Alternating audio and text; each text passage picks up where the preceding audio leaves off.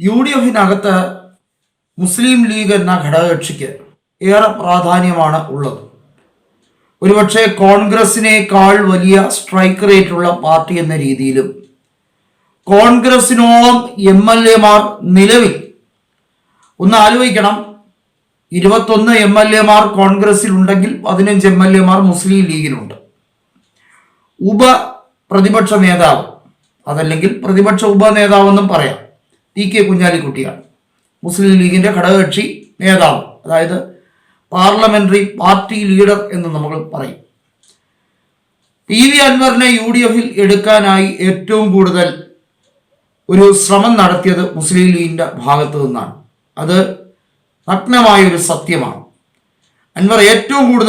അൻവറിനറിയാം UDFിലേക്ക് കയറണമെങ്കിൽ കോൺഗ്രസിൻ്റെ ആവശ്യമല്ല, ലീഗ് കൃത്യമായി അതിനുവേണ്ടി തയ്യാറാകണം. ഇവിടെ ആര്യാടൻ ഷൗക്കത്തിനെ ലീഗ് വലിയ തോതിൽ പിന്തുണയ്ക്കും എന്ന് ഇപ്പോഴും, അടിസ്ഥാനപരമായി UDFിൻ്റെ ഘടകകക്ഷിയാണ് ലീഗെങ്കിൽ പോലും അത് കഴിയാത്ത ഒരു രീതിയിലേക്ക് പോവുകയാണ്. അങ്ങനെയാണ് നമുക്ക് മനസ്സിലാകുന്നത്. പക്ഷേ UDFിൻ്റെ ജയം അനിവാര്യമായതുകൊണ്ടും അത്തരത്തിലൊരു സാഹചര്യം നിലനിൽക്കുന്നു എന്നതുകൊണ്ടും UDFിനെ പിന്തുണയ്ക്കേണ്ട ഒരു അവസ്ഥയാണ്.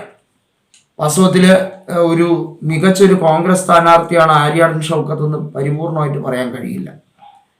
VV പ്രകാശോ അതല്ലെങ്കിൽ VS ജോയിയോ ഒക്കെ മികച്ച ഒരു സ്ഥാനാർത്ഥിയാണ്. VV പ്രകാശാണ് കഴിഞ്ഞ തവണ മത്സരിച്ചത്. ഒന്ന് ആലോചിക്കണം, 81,000 വോട്ട് അൻവർ പിടിച്ച ആ തെരഞ്ഞെടുപ്പിൽ 79,000 വോട്ടാണ് VV പ്രകാശ് പിടിച്ചത്. വോട്ടെണ്ണലിൻ്റെ 2 ദിവസം മുമ്പാണ് അദ്ദേഹം മരണപ്പെട്ടത്. VV പ്രകാശിന്റെ കുടുംബത്തിനെ ഇന്ന് അൻവർ ചെന്ന് കണ്ടതിലൊരു മെസ്സേജ് ഉണ്ട്. VV പ്രകാശിന്റെ ഭാര്യ തന്നെ പറയുന്നുണ്ട്, ഞങ്ങളുടെ കുടുംബം ഒരു കോൺഗ്രസ് കുടുംബമാണ്. VV പ്രകാശിന്റെ ഏറ്റവും വലിയ പ്രവർത്തന മേഖല, അദ്ദേഹത്തിൻ്റെ ജീവവായു ആയിരുന്ന ആ പ്രസ്ഥാനത്തെ ഒരിക്കലും ഞങ്ങൾ ചവിട്ടി പറയില്ല, ഞങ്ങൾ തള്ളി പറയാൻ ഞങ്ങൾക്ക് കഴിയില്ല എന്നാണ് അദ്ദേഹത്തിൻ്റെ ഭാര്യ പറയുന്നത്. ഇതൊക്കെ കേട്ട് വയറ് നിറഞ്ഞാണ് അൻവർ പോയത്.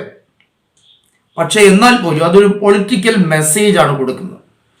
ശരിക്കും UDFിൻ്റെ ഈ കെട്ടുറപ്പില്ലായ്മയും അത് വലിയ തോതിൽ ഉണ്ടാക്കുന്ന പ്രശ്നങ്ങളും അത് തരണം ചെയ്താലേ മതിയാവുകയുള്ളൂ. കാറടച്ച് വെടിവെച്ചിട്ട് കാര്യമില്ല. നമ്മൾ അങ്ങനെയാണല്ലോ പറയുന്നത്. നിലമ്പൂരിലെ പ്രശ്നങ്ങൾ, അടിസ്ഥാന പ്രശ്നങ്ങൾ എന്തൊക്കെയാണ് എന്ന് PV അൻവറിന് നന്നായി അറിയാം. 8.5 കൊല്ലം അവിടുത്തെ MLA ആയിരുന്ന ഒരു വ്യക്തിയാണെന്ന് ഓർമ്മ വേണം. അദ്ദേഹത്തിൻ്റെ രാജിയാണ്, നമ്മളത് സമ്മതിച്ചാലും ഇല്ലെങ്കിലും അദ്ദേഹത്തിൻ്റെ രാജിയാണ് ഇന്ന് ഈ ഒരു ഉപതെരഞ്ഞെടുപ്പ് സാഹചര്യത്തിലേക്ക് കേരളത്തിൽ എത്തി നിൽക്കപ്പെടുന്നത്. അൻവറിന് അവിടെ മത്സരിക്കാൻ, ശരിക്കും അവിടെ സ്ഥാനാർത്ഥിയാകാൻ താല്പര്യമൊന്നും ഇല്ലായിരുന്നു. അദ്ദേഹം രാജിവെച്ചപ്പോഴേ പറഞ്ഞതാണ്, അൻവറിനെ കൊണ്ട് മത്സരിപ്പിക്കുന്നത്, അല്ലെങ്കിൽ അൻവറിനെ മത്സരിക്കാൻ അവിടെ ഒരു ചാലക ശക്തിയായി അതിന് ധൈര്യം കൊടുത്തത് ഇത് പെട്ടെന്നുണ്ടായ ഒരു പ്രോസസ്സല്ല. ഒരു 3-4 ദിവസം കൊണ്ട് രൂപപ്പെട്ട ഒരു പ്രോസസ്സല്ല.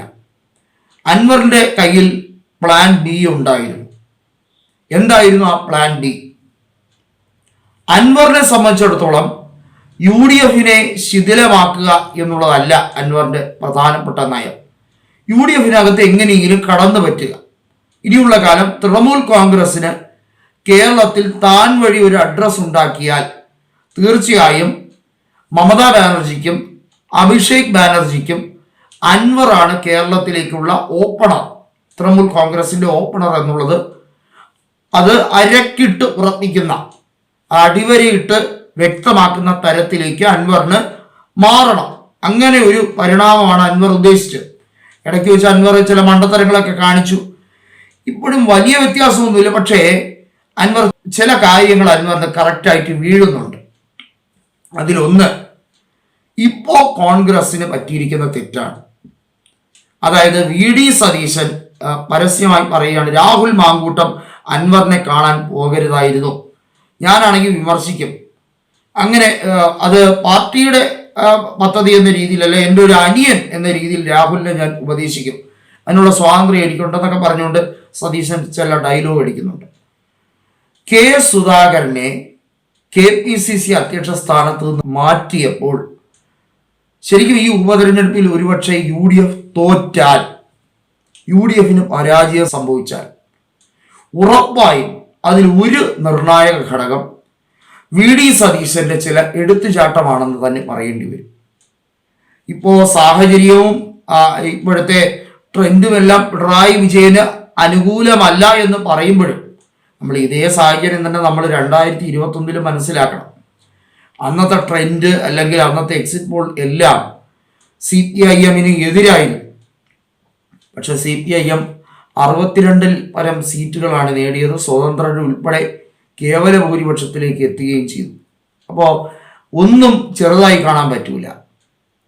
ഈ തെരഞ്ഞെടുപ്പിൽ, ഈ പറയുന്ന നിലമ്പൂർ ഉപതെരഞ്ഞെടുപ്പിൽ അഥവാ കോൺഗ്രസ് തോറ്റെന്ന് വിചാരിക്കുക, തോറ്റാൽ അത്ഭുതപ്പെടേണ്ട കാര്യമൊന്നുമില്ല. സ്വരാജിനെ ജയിപ്പിക്കാൻ ഒരുപക്ഷെ അൻവർ സ്ഥാനാർത്ഥിയായി നിൽക്കുന്നത് സ്വരാജിന്റെ ജയത്തിന് വഴിയൊരുക്കാൻ വരെ സാധ്യതയുള്ള ഒരു തെരഞ്ഞെടുപ്പാണിത്. കെ മുരളീധരനെ തൃശ്ശൂരിൽ മത്സരിപ്പിക്കാനുള്ള ഉപുദ്ധി ആരുടേതായിരുന്നു? അദ്ദേഹത്തിന് തൃശ്ശൂർ സീറ്റ് കൊടുത്തത് കൊണ്ടല്ലേ ഇപ്പൊ രാഹുൽ മാങ്കൂട്ടം പാലക്കാട് നിന്നും ജയിച്ചത് തന്നെ? നിങ്ങളൊന്ന് ചിന്തിച്ചു നോക്കിയേ. കെ മുരളീധരൻ വടകരയിൽ മത്സരിച്ചിരുന്നെങ്കിൽ കെ മുരളീധരൻ തുടർച്ചയായി MP ആയിരുന്നു. ചിലപ്പോൾ ഷാഫി പറമ്പിൽ നേടിയ 1,15,000 അത്രയും വോട്ടിന്റെ ഭൂരിപക്ഷമൊന്നും കിട്ടില്ലെങ്കിലും KK ശൈലജയെ തോപ്പിക്കും എന്നുള്ള കാര്യത്തിൽ സംശയമില്ല. 10,000 വോട്ടിനെങ്കിലും ജയിച്ചിരിക്കും. കെ മുരളീധരൻ തൃശ്ശൂര് കൊണ്ട് നിർത്തിയത് ഹൈക്കമാൻഡ് നിർദ്ദേശം എന്ന് പറയാനൊന്നും നമുക്ക് കഴിയില്ല. ഒരു സിറ്റിംഗ് സീറ്റിൽ ഇപ്പൊ ഞാൻ പറയട്ടെ, ആന്റണി പത്തനംതിട്ട MP ആണ്. ആന്റണിയോട് പറയാണ് നാളെ ഇടുക്കി ചെന്ന് നിൽക്കാൻ പറഞ്ഞ ആന്റണി പറയും അവിടെ നിൽക്കുന്നത് എന്തിനാണ്? അല്ലെങ്കിൽ ആന്റണി എറണാകുളത്ത് കൊണ്ട് നിർത്തണം, ഹൈവി വന്ന് ഇടുക്കിയിൽ നിൽക്കട്ടെ. അങ്ങനെ പറയുന്നതിന് തുല്യമായി പോയി കെ മുരളീധരനെ കൊണ്ടുവന്ന് തൃശ്ശൂരിൽ നിർത്തുന്നത്. ഈ കെ മുരളീധരൻ എന്താ നേർച്ചക്കോഴി വല്ലതുമാണോ? ഈ കേരളത്തിലെ തെക്ക് വടക്കും മുഴുവൻ അങ്ങോട്ടും ഇങ്ങോട്ടും കോൺഗ്രസ്സുകാരിട്ട് ഓടിക്കാൻ മറ്റ് ആളുകൾക്ക് വേണ്ടി അഡ്ജസ്റ്റ്മെന്റ് ചെയ്തു കൊടുക്കേണ്ടത് കെ മുരളീധരനാണ്. ഇവിടെ കുറേ ചോദ്യങ്ങൾക്ക് ഉത്തരവില്ലാതിരിക്കുകയാണ്. അപ്പോഴാണ് ഈ നിലമ്പൂർ വിഷയം വരുന്നത്. ഇതൊരു ചെറിയ വിഷയമല്ല, നിങ്ങൾ മനസ്സിലാക്കേണ്ടത്. ഇതൊരു ബൈ ഇലക്ഷൻ പ്രോസസ് അല്ല. UDFനകത്ത് ഇപ്പോൾ ഉണ്ടാകുന്ന പൊട്ടലും ചീറ്റലുമാണ് ഈ ഇലക്ഷന്റെ മറവിൽ, അല്ലെങ്കിൽ ഇലക്ഷന്റെ പിന്നണിയിൽ ശരിക്കും UDFനകത്ത് ചില പൊട്ടലും ചീറ്റലും ഉണ്ടാകുന്നുണ്ട്. ആ പൊട്ടലും ചീറ്റലും പരിഹരിക്കപ്പെട്ടില്ലെങ്കിൽ മൂന്നാമതും അധികാരത്തിന് വെളിയിലിരിക്കേണ്ടി വരും. ലീഗിന് ഒരു തവണ കൂടി അധികാരത്തിൽ വെളിയിലിരിക്കുന്ന കാര്യം ചിന്തിക്കാനേ കഴിയില്ല. കാരണം മുസ്ലിം ലീഗിനെ സംബന്ധിച്ചിടത്തോളം കഴിഞ്ഞ 10 കൊല്ലമായി അധികാരത്തിന്റെ പുറത്തിരിക്കേണ്ട അവസ്ഥ ഇനി ഒരു ടേം കൂടി വരുന്ന സാഹചര്യത്തിലേക്ക് പോയാൽ അത് ചിന്തിക്കാൻ വളരെ ബുദ്ധിമുട്ടാണ്. അതുകൊണ്ടാണ് നിശ്ചിതമായ ചില വിമർശനങ്ങൾ ലീഗിന്റെ ഭാഗത്തു നിന്നും ഉണ്ടാകുന്നത്.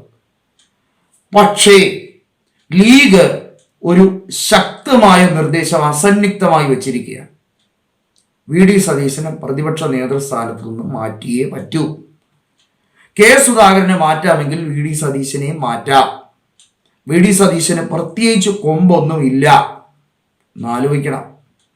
ലീഗിന് അവിടെ അത് പറയാനുള്ള അർഹതയുണ്ടോ എന്ന് ചില മാധ്യമപ്രവർത്തകരൊക്കെ നിരീക്ഷണം നടത്തുന്നുണ്ട്. ലീഗിന് പറയാനുള്ള എല്ലാ അർഹതയും ഇപ്പോൾ ഉണ്ട്. UDFനെ താങ്ങി നിർത്തുന്നത് കോൺഗ്രസ് എന്ന് പറയുന്ന